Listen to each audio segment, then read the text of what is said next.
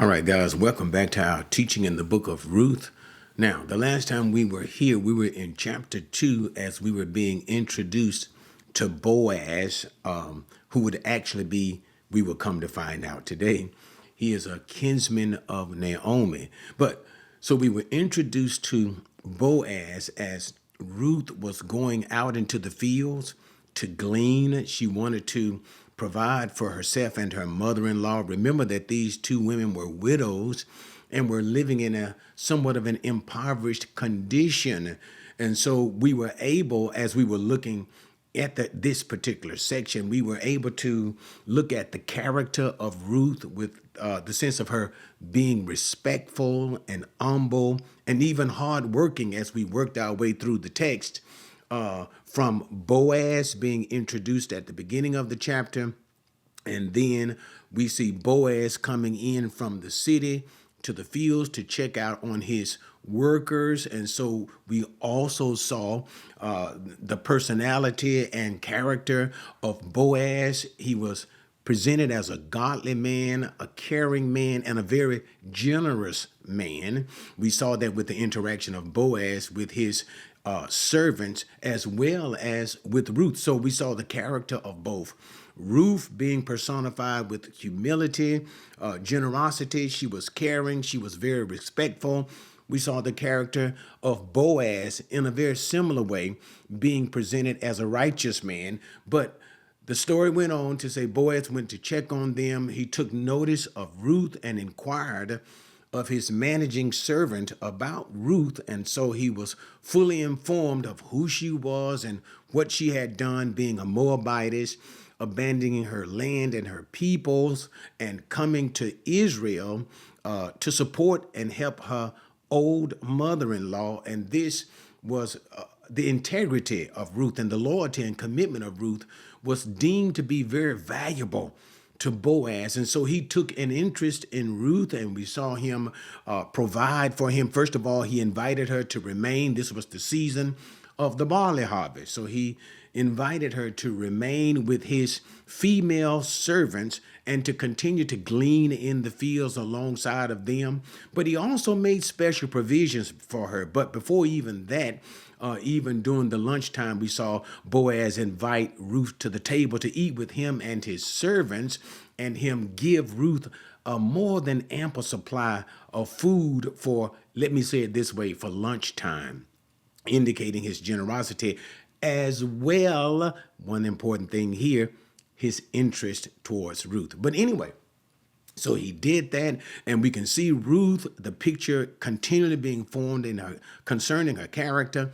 She not only worked the morning to noon, but she continued to work after the lunch break, even until the evening time. But also, too, we saw Boaz in instructing his young men, don't harass Ruth, don't bother her, don't put your hands on her in any way, and also, too, allow her to glean alongside of you, which was unusual, once again indicating Boaz's generosity and his interest towards Ruth.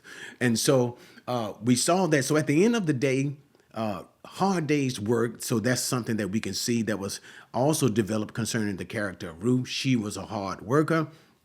She gathered a lot, about a bushel that was actually beaten out of what she had gathered for that particular day. And so we see a picture here in the earlier part of chapter 2 forming about the character of Ruth, as we just indicated, and the character of Boaz, and even more so his interest that has developed between himself and Ruth, that is Boaz's interest towards Ruth. All right.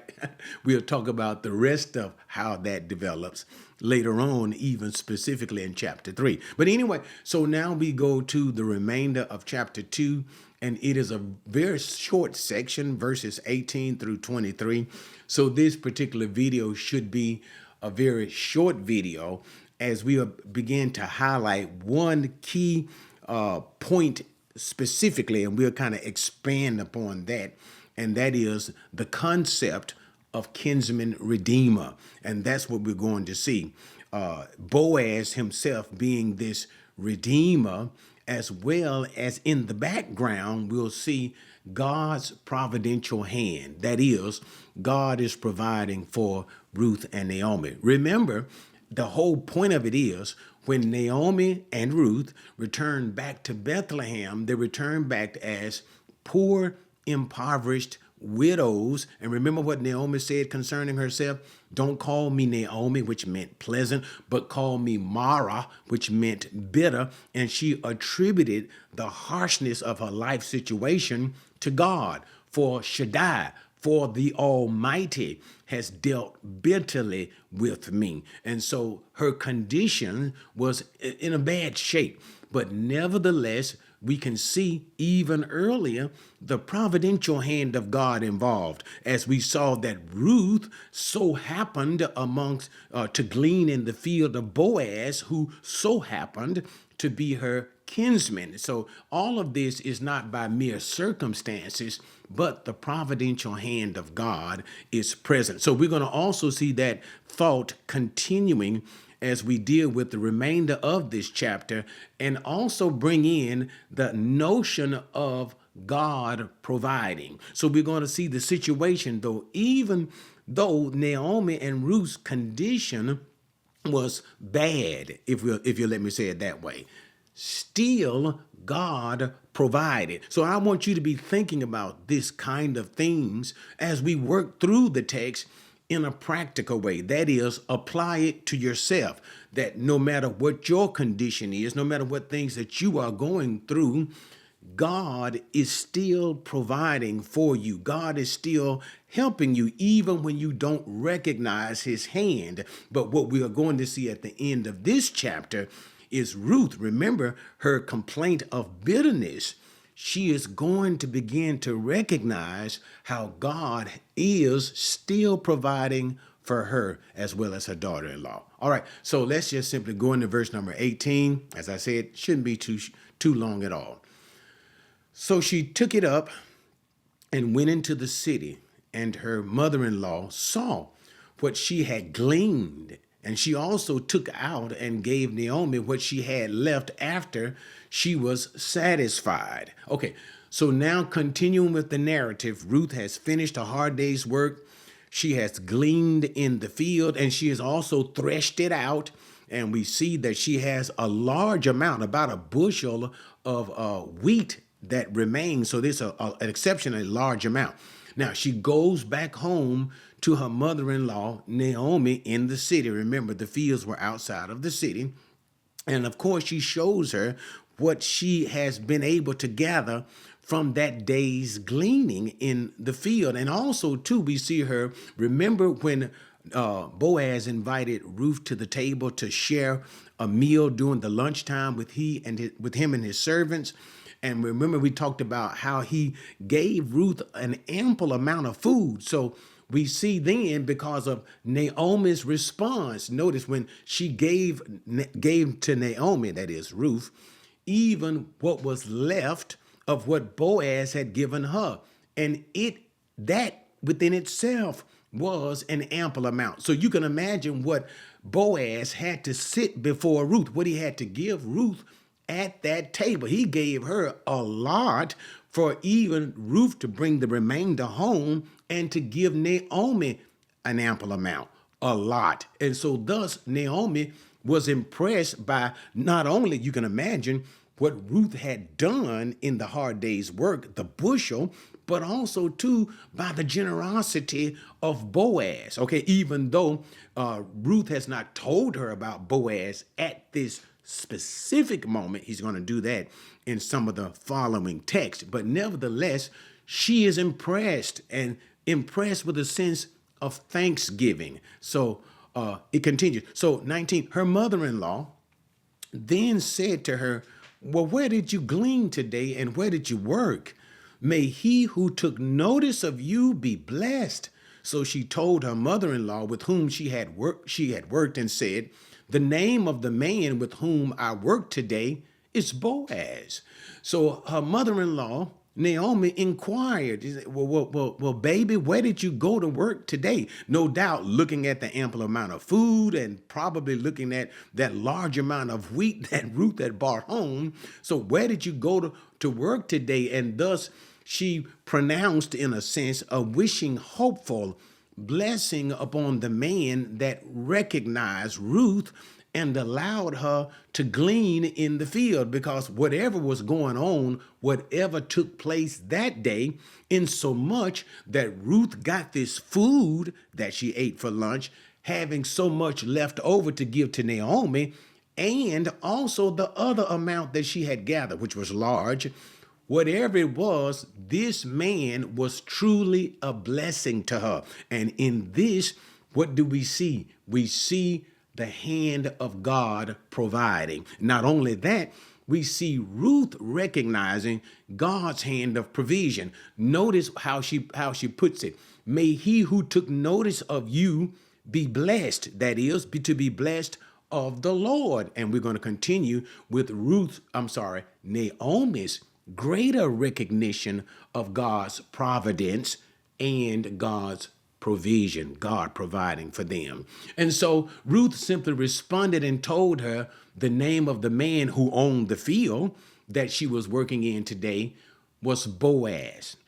Verse 20, Naomi said to her daughter-in-law, may he be blessed of the Lord. Now, you see that direct attribution that whatever is being done, this blessing, this provision that we now have is from God, and even how God uses other people to bless. So Naomi is seeing God's hand in her situation. Remember, Naomi, the one who was once bitter and the one who was once impoverished, not knowing how they would survive.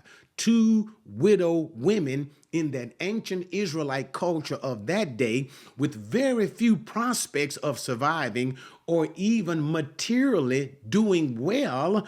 God is not only simply providing for the needs, God is beginning to amply bless them. But anyway, let's continue on with the verse. May he be blessed of the Lord, who has not withdrawn his kindness to the living and to the dead. And Naomi said to her, the man is our relative. He is one of our closest relatives. So she continues on with a blessing in recognition that God has provided. God is providing for them, blessing the man and also blessing God himself. So it is a blessing of thankfulness, of thanksgiving that Naomi is expressing towards God for what God is doing through Boaz. And she talks about it from the sense of not withdrawing his kindness, God not withdrawing his kindness, of God's remembrance of the living, speaking of, and this is plural in the Hebrew if you looked at the text, the living and the dead. So you can consider it as unto the living ones and the dead ones. So the idea is God is remembering, by displaying the acts of kindness through Boaz, he is remembering both Ruth and Naomi as well as their dead husbands. So God, the dead husbands who would have been providing for them, but since they're no longer here, and also too, they left these two women, there are no more sons, so God is displaying an act of kindness to them in this situation. And so again, Naomi then tells Ruth something. She is aware of Boaz, and she calls him, the man is our relative. He is one of our closest relatives. And I like the way it says that in the Hebrew. It says, Karov lanu ha'ish, near to us, the man. In other words, when you see that Hebrew text saying the man is our relative, she is saying the man is near to us. But what is most important here and becomes thematic and foundational to the text as it pertains to Boaz himself, and as it pertains to even a deeper meaning of what's going on in the book of Ruth. Okay, we'll talk about that too. Is the latter part of it. She calls him a Migalenu Hu. That is, he is Gaal. The Gaal means redeemer. Now, Radal, dealing with the context, can mean either redeemer or avenger. But The whole issue is, in this context, it means redeemer. And what it implies is there are two basic ideas in the sense of a social as well as legal application to what a Gaal is, a redeemer. We see this found in Leviticus 25 as well as Deuteronomy 25.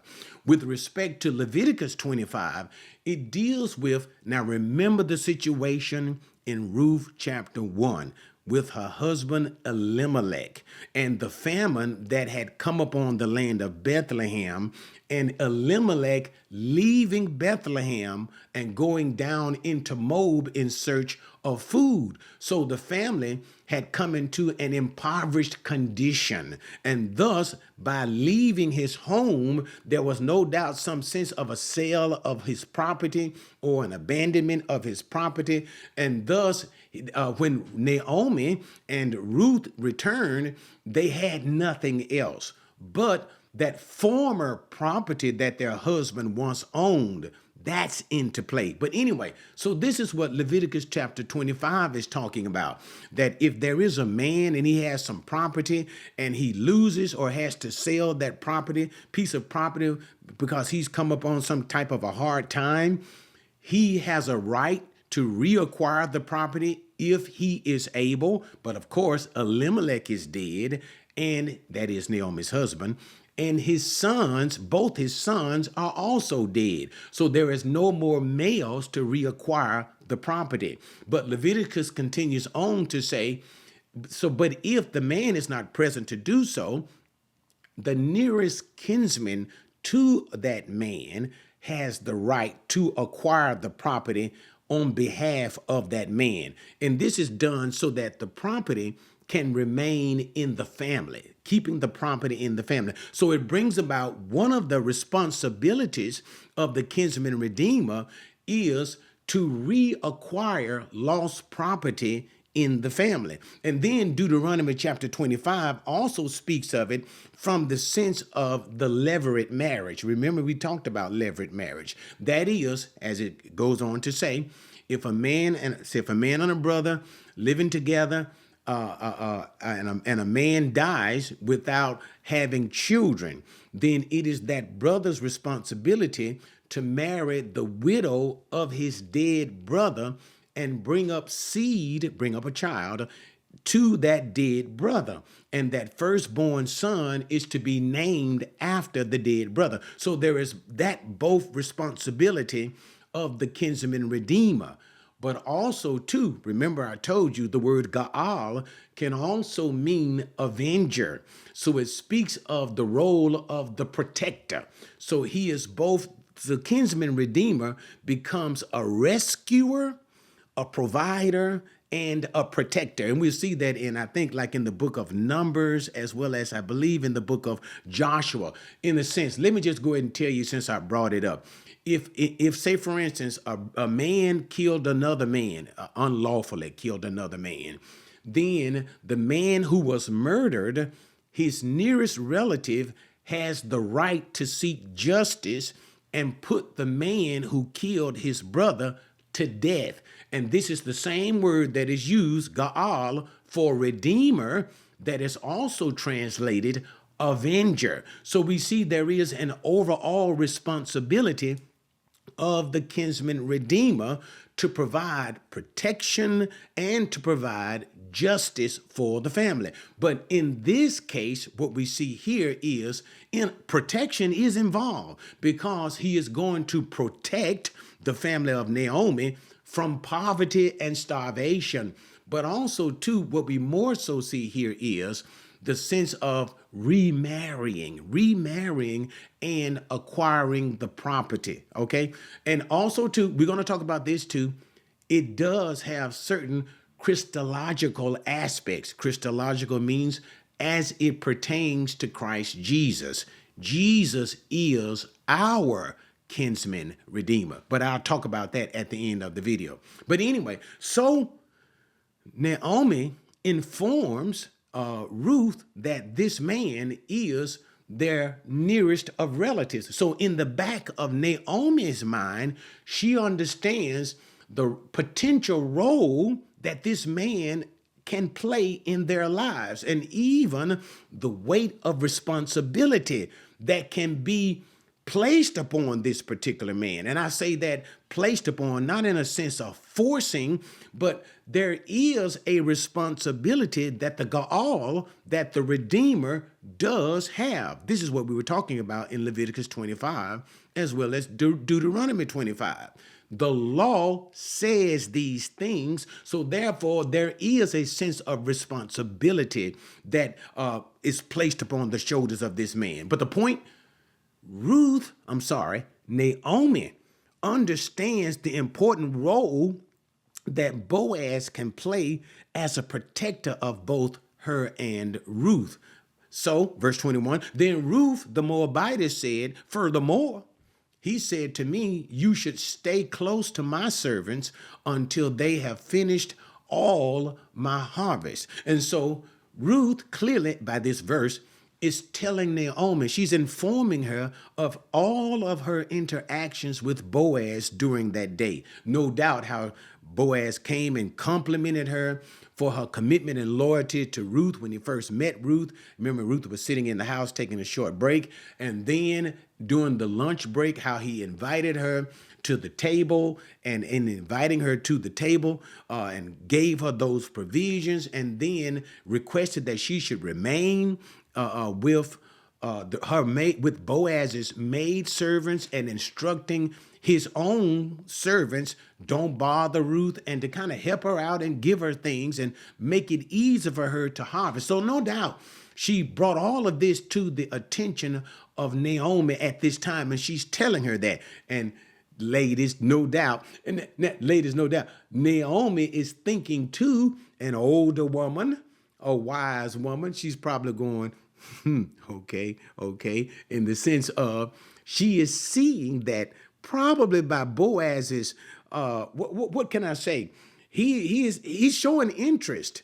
He is not just simply showing some type of an altruistic appreciation for Ruth because of her integrity, but the things that he is doing, the what he is saying to Ruth is an indication that he probably has a romantic interest in Ruth. We'll see that in chapter 3. But for the most part, too, it seems that Ruth is not really getting it. She doesn't really see so much Boaz's possible romantic interest in her. No doubt, considering who she is, that is, she is an alien, and it's highly unlikely that Boaz would want or be interested in her. And she's just probably considering the things that Boaz is doing as he's just being overly generous towards her. Okay, so there is a sense of naivety as well as innocence. And that's what we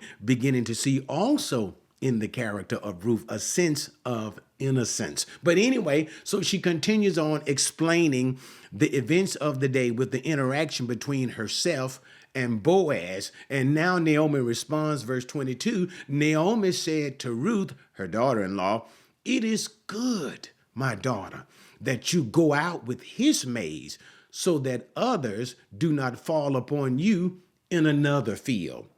And so Naomi just simply implores her and say, that's good, babe. I'm glad he did say that to you. And he gave you that invitation to continue to glean with his women and stay with them. I'm glad he said that to you and took this interest in you because he's protecting you.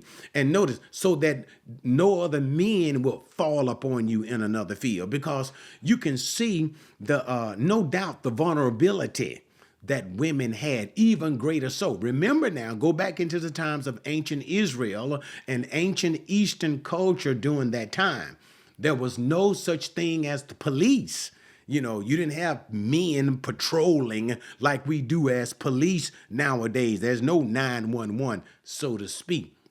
So therefore, women would be more vulnerable to acts of aggression, abuse, and even misuse, even sexual exploitation. So Ruth understands the covering, the protection and safety that Boaz is inviting Ruth to come up under his wings. And so she says, baby, that is a really good thing to what he is doing.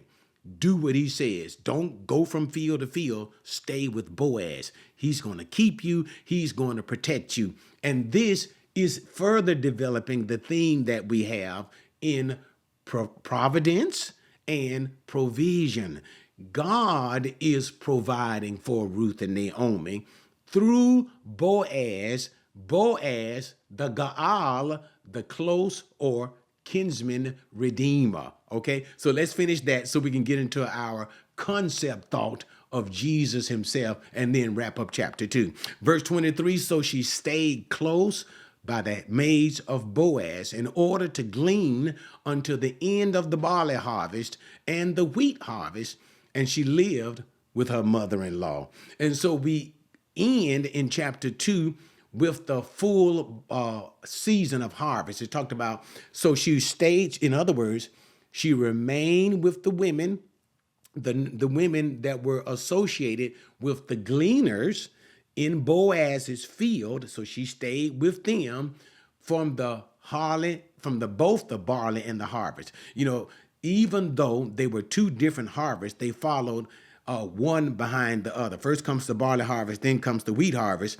And so the time was about somewhere between April and June. So for the duration, we can see Ruth continually, and what is implicit is she continued her method of operation. Can I say it like that? In going early in the morning and working until the evening, and she was hardworking, remaining all of the harvest times with the servants or with the maids of Boaz. And thus we see her continually at the end of verse number 23, living with and providing for her mother-in-law. So we got a couple of other issues concerning Ruth as far as her character is concerned, of innocence and a sense of naivety, being naive. And we say naive because clearly we can see that there are some types of gestures, overly romantic gestures, not in the sense romantic, in the kissing and the stuff like that, but in the sense of providing, giving Ruth, inviting her to the table, saying those really kind words to her, instructing his servants and not to harass her, even giving her extra stuff doing the work, the wheat, stuff like that. Clearly, these are gestures that his interest is beyond just simply being good. But Ruth doesn't seem to be picking it up. Now, her mother-in-law, the wise old woman, as we're going to see in chapter 3, is picking it up. But so we can see the point about Ruth, further speaking of her character. All right, now let's go back to kinsman redeemer, because this word redeemer and this particular concept is used a number of times in the book of Ruth, which sets the very theme for Ruth. And it is Boaz who is the kinsman redeemer. Now, remember the things that we talked about the kinsman redeemer: role, responsibility, duty, and things of that nature. He provides protection for the family. He provides a covering for the family. Remember, in the event poverty comes upon a man, his nearest relative, the redeemer, can redeem that property, can redeem that which was lost by the man. And then we see the issue of the role of protector. And this we clearly see with Ruth: protector and provider.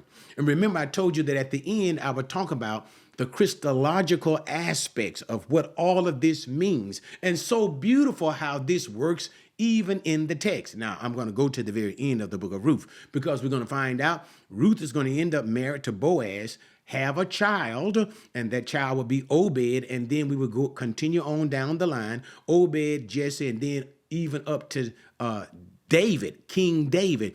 And from King David is whom? Jesus Christ, the Son of God. Jesus is the physical genetic son of David. So therefore, Jesus is a part of Ruth's family. And also, Jesus is a physical blood relative of Boaz himself. So notice the idea of redeemer. So Jesus himself is a redeemer who comes from a redeemer. And Jesus himself is the great redeemer. For we were once impoverished. We were spiritually impoverished. May I even dare say we were absolutely spiritually bankrupt. We had the riches and the wealth of all of God's blessing, all of God's spirituality until our father Adam lost these blessings. Adam lost our inheritance. But what did Jesus do? He who was himself a mighty man of wealth. Notice that how that speaks of him being son of God. Mighty man of wealth and spiritual power and integrity. Remember all of the things that we talked about with Boaz. Having integrity, having generosity, and even concerning now about the Redeemer, one who has a sense of responsibility to protect and to gain back that which was lost. Jesus is the ultimate picture of our Redeemer. He is our kinsman redeemer. So what we have today is that picture of Boaz coming in that is beginning to develop and will be the central theme of the book of Ruth, that becomes one of the central principal points that we can say about Jesus. As Boaz was a redeemer to Ruth and Naomi, Jesus Christ is a redeemer to his people. All right. Thanks for joining me with that. So join me next time as we have now come to Ruth continuing to work all season, to work hard in the barley and the wheat harvest, and the wheat harvest is now coming to an end, and therefore Naomi, the wise woman, has to come up subtly with ways on how to catch a man. So join me next time as we talk about that in our continuing teaching in the book of Ruth. See you next time.